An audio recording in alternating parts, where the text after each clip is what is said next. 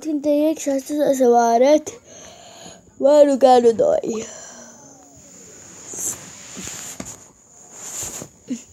Manogan 2, eu nu am Manogan.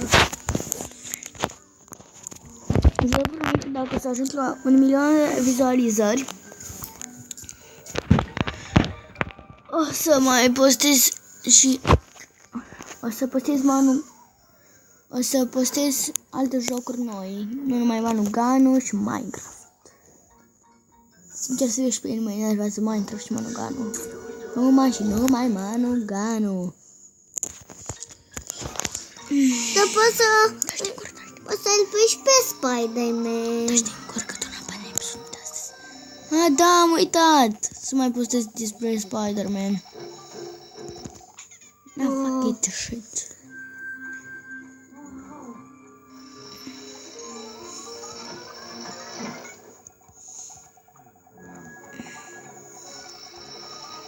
Să-l împuște cineva.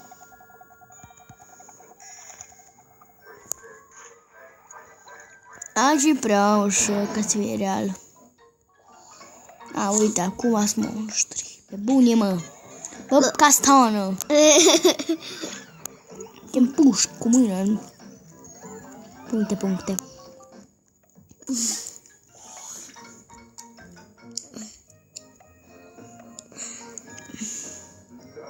Da, scuze, dar m-am înfuriat.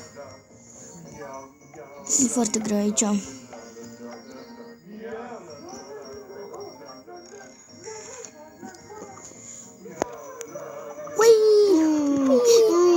Ui! Da, știi încolo. De ce eu? De ce? Un rău nebun. A, pe bune. M-am întors. Da, că tu n-am bani episodul de astăzi. Ce? Tu apare episodul de mâine cu Minecraft. Cu parcur.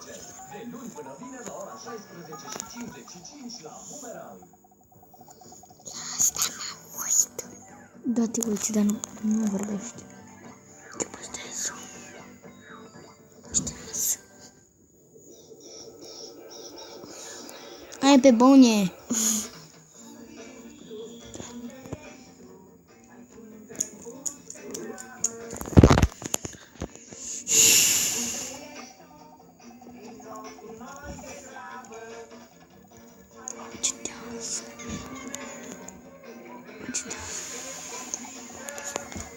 Bună, tati! Bună, tata! Bine! De ce eu? Hai, antitează, gata. Lasă-mă să mă joc! Joacă-te pe tableta ta! Eu nu am jocul de alt. Să instalezi! Nu pasă!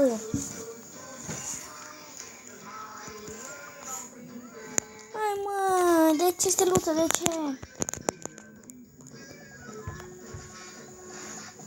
De ce? Nu a sărit. Uite acolo.